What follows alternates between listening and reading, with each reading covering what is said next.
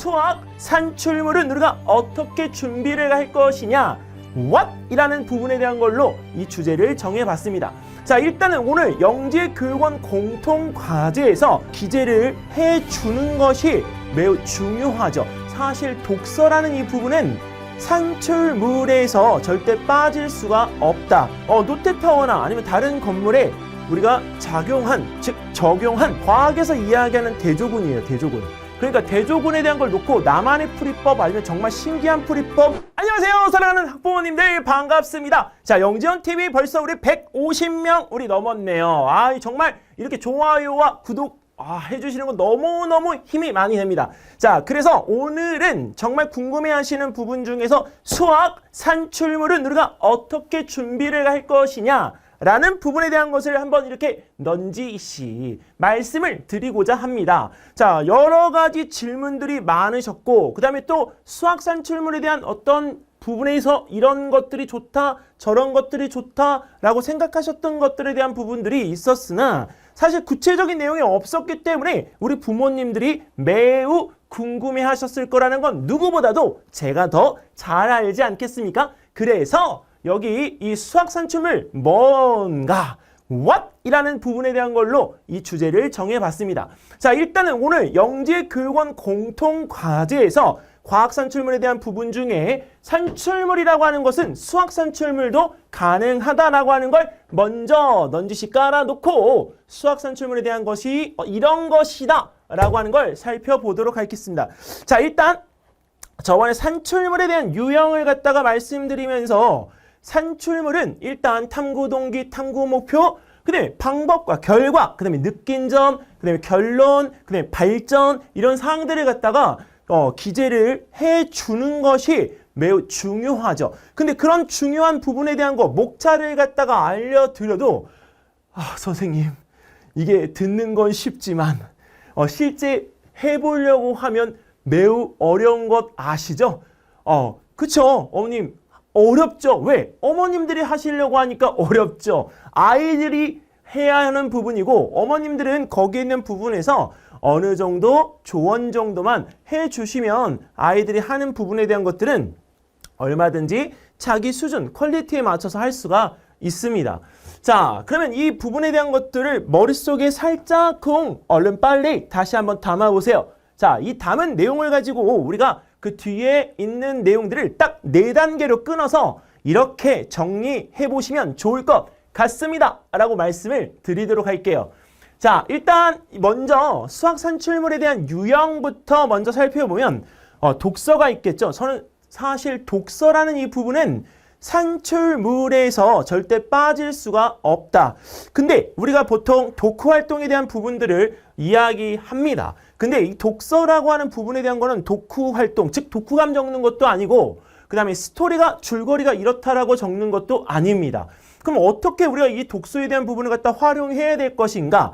이 독서라고 하는 거는 하나의 넌지시 던지는 모티베이션, 바로 동기이고요. 그 동기를 통해서 내가 궁금해하는 부분에 탐구에 대한 주제를 찾아야 되는 거죠. 그 탐구 주제를 가지고서 어떻게 풀어나갈지 과정에 대해서 하나하나 스텝을 밟아가면서 내가 연구를 하는 것이 바로 이 탐구에서 독서의 활용 부분입니다. 자, 그러면 이 독서에 대한 부분은 좀 이따 다시 한번 말씀드리기로 하고요. 자, 먼저 나왔네요. 이럴 수가. 근데 이 부분에 대한 게 왜 먼저 나왔냐고요? 궁금해 하실까봐 살짝 밑에다가 또 깔아 넣었죠. 자, 일단 탐구 동기, 그 다음에 탐구 목표, 그 다음에 방법과 결과, 느낀 점과 발전이라는 딱 4단계로요. 설명을 드릴 텐데 일단 탐구 동기에 대한 부분에서 우리가 교구적인 부분에 7교판이라고 하는 게 있습니다. 근데 이 문방구에서 7교판을 갖다 사면 항상 사각형의 모양의 틀에 들어있어요. 근데 왜 꼭 사각형이 될까? 그래서 이 부분에 대한 거를 오각형도 될 수 있고 육각형도 될 수 있고 혹시 구각형은 안 되나? 막 이런 생각들을 갖다 우리가 할 수가 있잖아요. 근데 그런 부분에 대한 것들을 실제로 이 7교를 이용해서 우리가 만들어 봐야 되는데 그 만들어 보는 부분에 대한 것들을 그냥 이렇게 우리가 모양 넣어서 만드는 것이 아니라 수학적으로 그것을 증명할 수 있는가 없는가 라는 부분의 탐구적인 부분에 여기 마음이 바로 생겨야 되는 것입니다. 자, 그러면 여기서 이런 문구점에서 산 부분에 대한 것들이 꼭 정사각형만 있는 게 아니다 라고 가정을 갖다가 한 상태에서 삼각형, 오각형, 육각형을 갖다가 우리 만드는지에 대한 탐구를 확실히 동기로 잡으면 되겠죠. 자, 그 다음에 두 번째, 탐구 목표에서 우리가 이 발생되어지는 부분의 방정식이나 또 어디 유튜브에 우리가 보면 여기 45도, 90도, 자, 130도라고 하는 이 각도를 갖다가 135도겠네요. 자, 그 부분에 대한 것들을 우리가 활용할 수 있는 자료로 놓는 경우들이 있습니다. 그래서 그런 부분에 대한 걸 실제로 우리가 방정식처럼 문제를 풀 수 있는 증명의 과제로서 해본 뒤에 우리가 이것을 실전 모양으로 만들어서 그것을 증명한 결과를 촬영, 찰칵 우리가 누르는 거죠. 그래서 그 부분에 대한 것들에 대한 만들어진 것을 식과 사진을 이렇게 정리하고요. 그 다음에 이런 부분에 대한 모양들이 여러 가지가 만들어질 수 있다라고 하는 거를 이 방정식으로 풀어낸 거기 때문에 이것은 이미 탐구를 갖다가 진행한 것과 마찬가지입니다.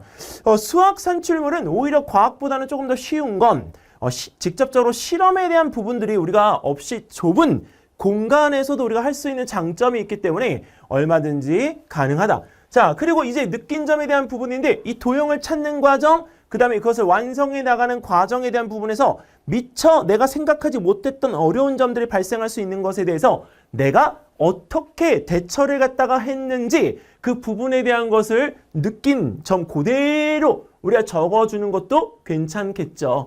자, 그 다음에 방법적 고민에 대한 것들을 해보면서 사실 수학이라는 부분에 대한 것들 한 가지 원칙적인 것만을 갖다 우리가 배우는 것도 있지만 여러 가지 풀이 방법에 대한 것들도 배우잖아요. 그때 그런 다양한 방법을 갖다 배우는 것에 대해서 본인이 느낀 점, 그리고 그런 방법들이 생활에 우리가 적용되어질 때 어떻게 적용되어질지, 그리고 적용되어진 예를 갖다가 통해서 나라면 어디에다가 우리가 적용을 할지를 우리가 이렇게 보는 것도 또한 좋을 것 같습니다.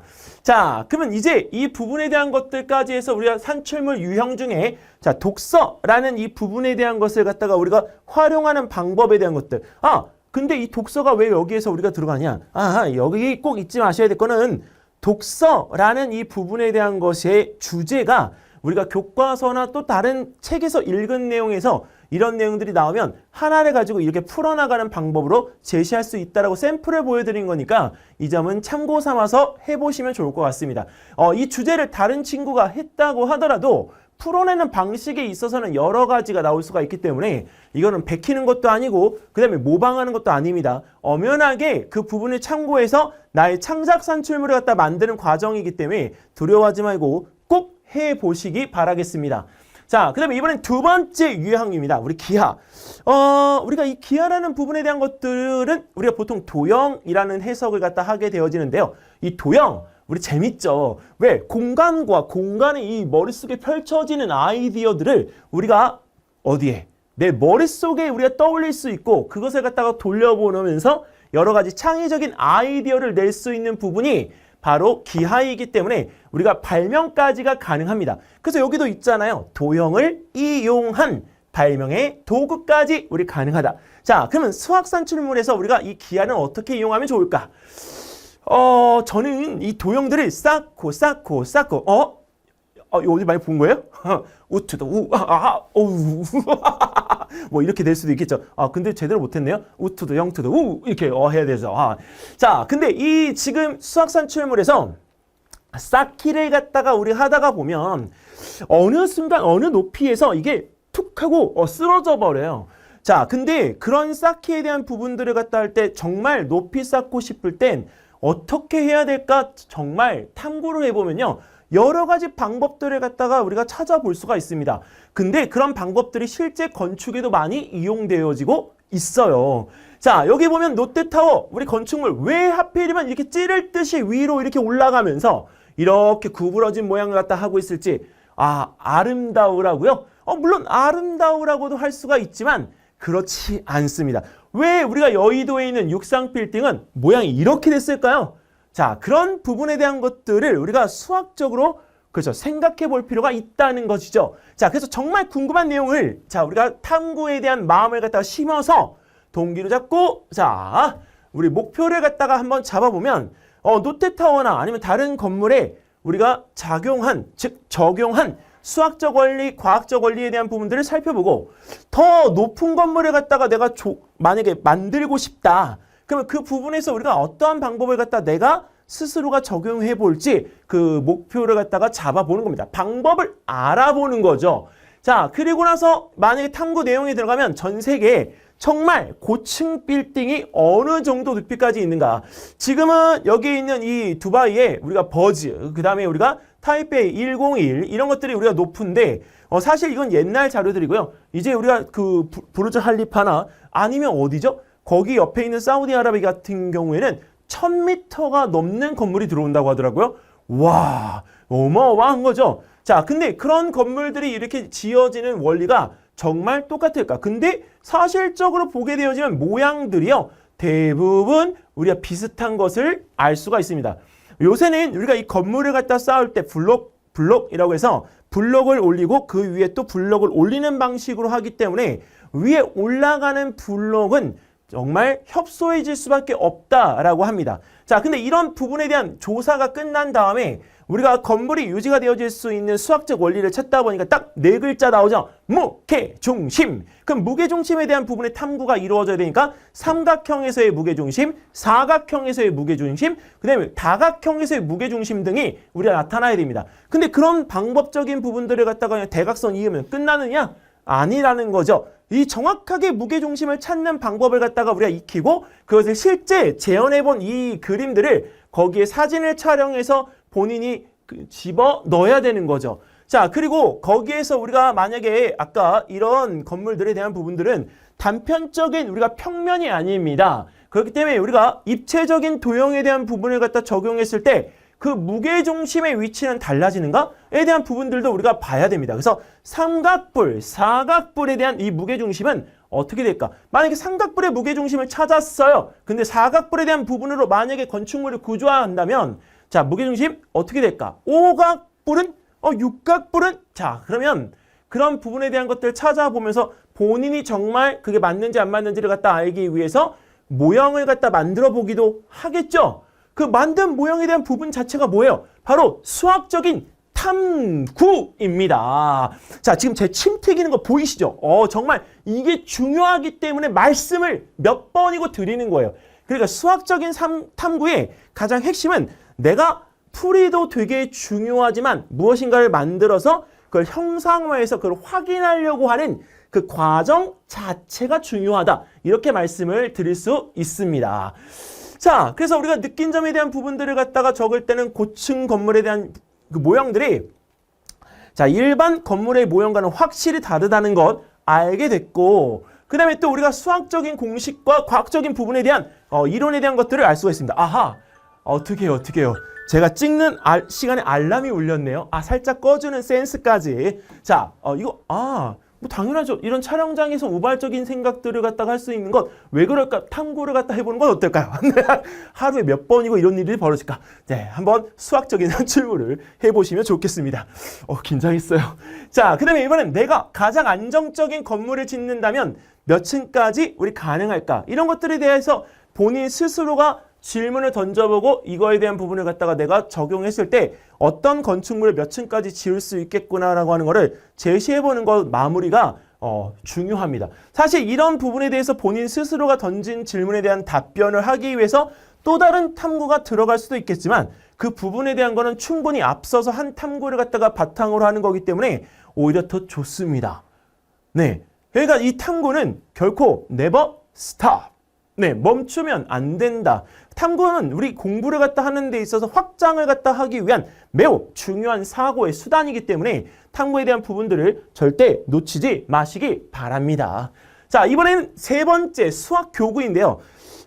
산출물에 대한 부분과 탐구에 대한 부분 등 여러 가지가 있을 수 있지만 이 교구에 관련되어진 부분의 탐구를 갖다가 하는 건 사실 과학 전람이든 아니면 다른 보고서에 대한 부분을 갖다 제출을 할 때든 사실 당선될 확률이 굉장히 높습니다. 이유는 이 교구라에 대한 부분의 그 접근은 학생 눈높이에도 맞고요. 그 다음에 창의적인 아이디어가 많이 들어갈 수가 있기 때문에 그렇습니다. 자, 그래서 이 교고에 대한 부분들에 대한 것들을 발명하는 것에 대해서 산출물 보고서를 작성해 보는 것 한번 고민을 해보시기 바라겠습니다.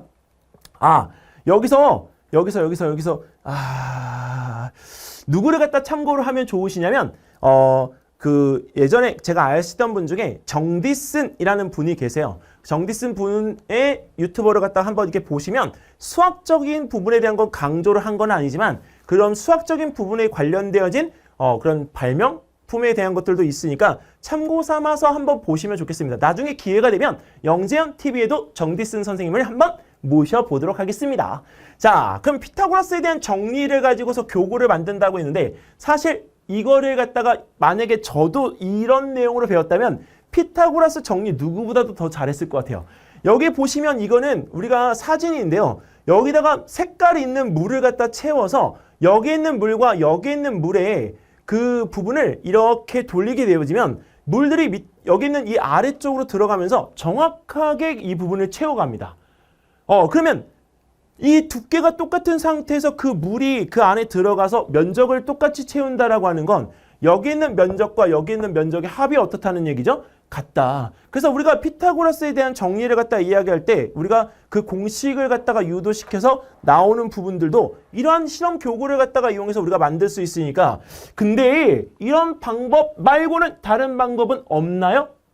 라고 하면 그때부터는 우리는 탐구가 시작되는 거죠. 그래서 탐구에 대한 동기를 이렇게 해서 다른 방법에 대한 부분으로 잡았다면 이해하는 부분과 개념을 익힐 수 있는 교구를 직접 본인이 제작해보는 목적을 가질 수가 있고요. 그 다음에 우리가 교구를 갖다 활용하면 나는 그 교구를 갖다 이용해서 100% 이해시킬 수 있어! 라고 하는 이 목표를 잡을 수가 있습니다. 자, 그래서 그런 부분에 대한 내용들을 갖다가 통해서 본인이 직접 이 부분에 대한 것들을 이렇게 작성해 본 것들 여러 가지 결과물로 하는데 절대 주의하셔야 될 건요. 그림으로 끄적끄적 그리는 거는 안 돼요. 왜 끄적끄적이라고 하냐면 생각에 우리가 필기 노트처럼 작성되어지는 부분의 스케치는 물론 내 생각을 표현한 것은 되겠지만 한 가지 꼭 아셔야 되는 건요. 중요한 건 사진이에요. 그리고 만들어 본 것이어야 돼요. 그렇기 때문에 이 부분에 대한 걸 진짜 본인 스스로가 잘 잘라서 이어 붙여 보신 것에 대한 사진을 넣으시란 말이에요. 그래서 그 부분이 맞으면 이런 것들에 대한 부분들이 확인이 되니까 이런 결과치에 대한 부분들을 우리가 쉽게 우리가 알 수 있겠구나. 자, 그래서 이런 것들을 다양하게 이렇게 만들어 보시면 더 도움이 될 것 같습니다. 자, 그리고 이 피타고라스 정리를 갖다가 우리가 이렇게 탐구를 갖다 하고 난 뒤에 느낀 점에 대한 부분들을 우리가 이렇게 적는 것도 좋지만 사실 우리가 생활상에서 피타고라스의 원리가 들어간 경우가 많기 때문에 그런 부분들에 대한 예들을 갖다가 우리가 찾아보면서 느낀 점을 갖다가 같이 적는 것도 조금 더 여유롭게 적을 수가 있습니다. 사실 우리가 아이패드나 이런 데 찍는 그 터치펜 있죠? 이게 피타고라스의 정리가 들어갔다는 거예요. 정말 깜짝 놀랐어요. 자, 그리고 또 여기 이삿짐 센터에서 우리가 생각지도 않고 찡 하고 그 높은 그 판을 타고 올라가는 그 이삿짐 아저씨들 다리 막 후들후들 떨릴 텐데 그 부분들도 정확하게 우리가 피타고라스의 정리가 이용되어져서 어느 높이까지 우리가 올릴 수 있는지를 계산할 수 있다고 하니까 참 신기합니다. 자, 그래서 그런 부분들에 대한 것들로 수학 산출물을 갖다 꾸며보는 건 어떨까요? 자, 이제 좀 이해가 되시나요? 여기서 멈출까요? 아니에요. 하나 더 해요.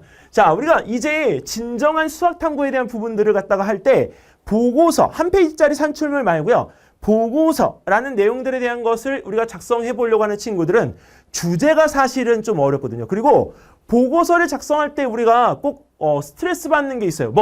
20페이지. 아니 20페이지를 갖다가 자꾸 채우려고 하니까 어렵고 그 다음에 그걸 갖다 채우려고 하니까 자꾸 하기가 싫어서 나 못해 뒷걸음질 치는 거죠. 페이지를 너무 강조하지 마시고 너무 의식하지 마세요. 20페이지는 내가 정말 탐구하는 부분에 대한 동기가 모티베이션만 왕 일어나면 얼마든지 그 부분에 대한 건 채울 수가 있습니다. 자, 그러면 이 주제에 대한 여러 개념의 학습하고 비교 분석은 어떤 주제들로 하면 잡으면 좋을지 한번 볼까요? 빵! 자, 일단은 개인적으로 저는 이 주제에 대한 탐구를 갖다 계산할 때 확률에 관계되어진 부분이 매우 좋을 것 같아요. 아까 제가 여기 그 알람이 이렇게 순간 울리긴 했지만 알람은 항상 5시 50분에 열립니다. 그러니까 여기서 딱 오픈이 돼서 이렇게 하면 우리 학생들도 알람 소리 갖다 듣고 선생님 5시 50분이요. 저 이제 쉬는 시간 이렇게 이야기를 합니다. 물론 이제 그거는 이제 습관화되어져서 그 알람에 대한 부분들은 항상 그렇게 이제 울리도록 되어 있으니까 학생들도 기다리는 면도 있겠지만 실제적으로 그런 알람에 대한 부분들을 만약에 거꾸로 놓칠 수 있는 횟수가 일주일에 몇 번이나 있을까에 대한 부분의 확률을 갖다가 우리가 계산해 보는 거죠. 그래서 그런 부분들에 대한 계산이나 또는 우리가 여기 야구에서 우리가 포수가 공을 놓칠 수 있는 확률이 몇 번이나 될까? 아니면 내가 좋아하는 팀이 이길 수 있는 확률은 몇 번이나 될까? 아니면 4번 타자가 홈런을 칠 수 있는 확률은 몇 번이나 될까? 이런 것들을 한번 이게 분석적으로 계산을 갖다 한번 해보면 어떨까요? 자, 우리 손흥민 선수가 우리가 출전한 경기에서 골을 넣을 수 있는 확률은 몇 %일까? 이런 것들 재미있지 않겠어요? 자, 그래서 그런 확률에 대한 다양한 예가 접근이 되어질 수가 있기 때문에 사실 확률이라는 주제 하나 가지고도 얼마든지 작성할 수가 있습니다. 자, 그 다음에 건축물에 적용된 여러 도형에 대한 이유인데 아까 이야기했던 이번 무게중심에 대한 부분들의 해석은 건축물의 모양에 따라서 달라질 수가 있겠죠.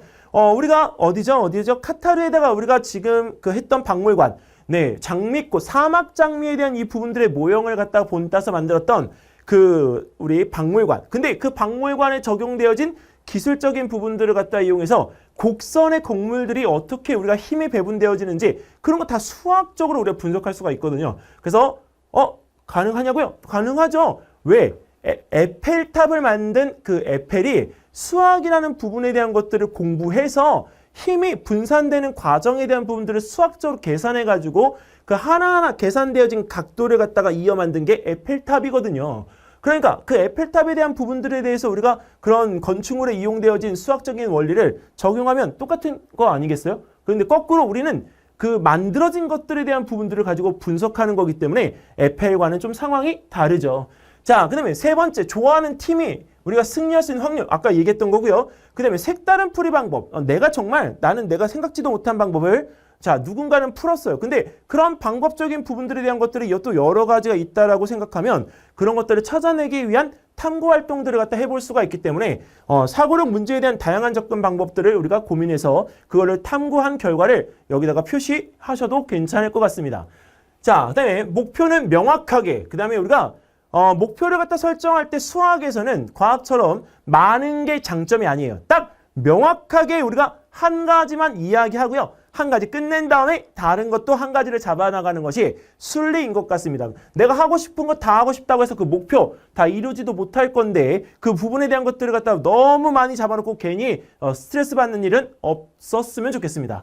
자, 그 다음에 네 번째, 표현해낼 수 있는 도구 또는 풀이의 목표 설정이 우리가 유리하다. 그래서 여기 있는 도구를 갖다가 우리가 만들거나 필요로 하는 것들에 대한 부분을 알아보거나 그리고 목표를 우리가 여기서 잡고 풀이한 부분들에 대한 것들을 우리가 쌓아나가는 것들이 여기선 필요합니다.